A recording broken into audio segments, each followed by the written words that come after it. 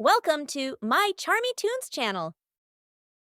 रात के 11:45 का समय था। एलेनोर ने ब्लैकटॉन स्टेशन के जर्जर प्लेटफॉर्म पर कदम रखा।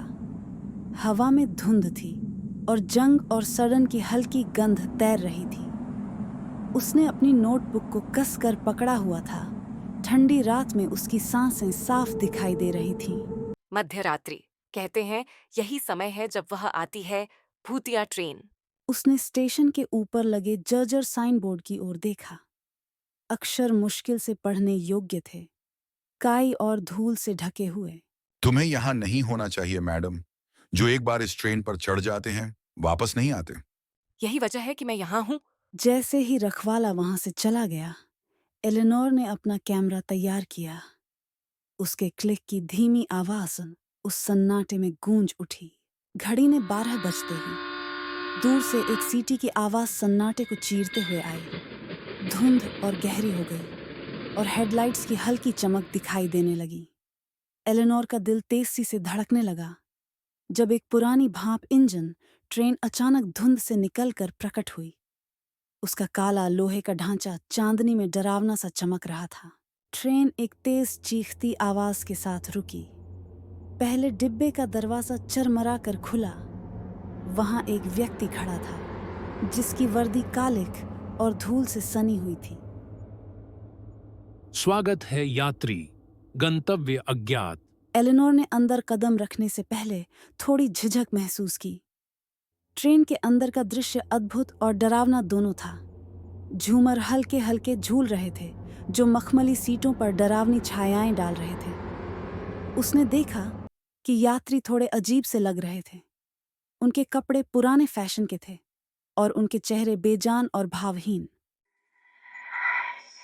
एक छोटी बच्ची उसके पास आई। उसकी पोशाक फटी हुई थी, लेकिन उसकी आंखों में गहरा दुख झलक रहा था। क्या आपने मेरे परिवार को देखा है? वे मुझसे पहले इस ट्रेन पर चढ़े थे, कई साल पहले। मैं तुम्हारे परिवार को ढूंढने में मदद करूंगी एम्मा। वादा करती हूँ। विक्टर फिर से प्रकट हुआ। उसके चेहरे पर गहरे पश्चाताप की रेखाएं थीं। यह ट्रेन उन खोए हुए लोगों को इकट्ठा करती है जिनके अधूरे काम बाकी हैं।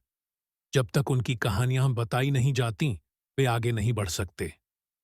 एलेनोर को समझ में आया कि यह ट्रेन सिर्फ भूतिया नहीं थी। यह एक मध्यवर्ती स्थान था। हर यात्री की अपनी कहानी थी और उनका खुलासा करना उसका कर्तव्य था। एलेनोर ने विक्टर का राज उजागर किया।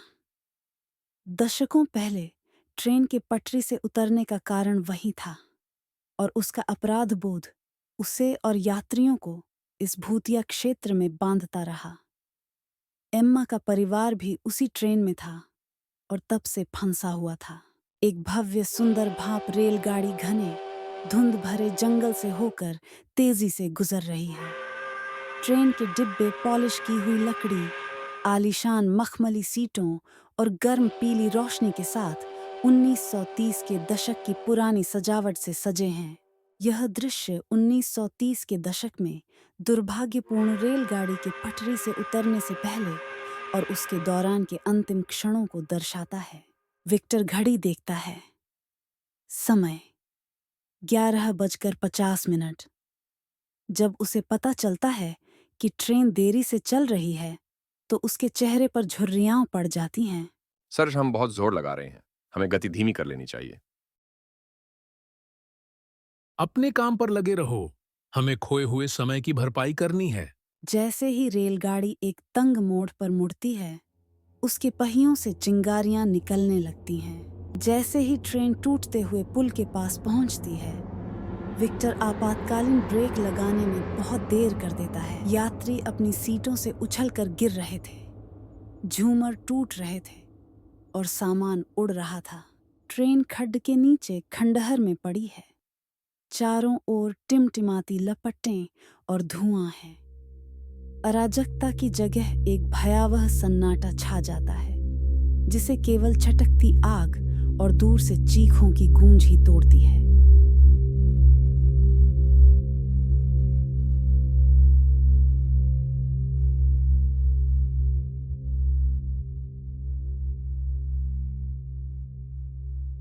उसे अपनी गलती का बोझ महसूस होने लगा। विक्टर, हर किसी को मुक्त करने का एकमात्र तरीका है खुद को माफ करना।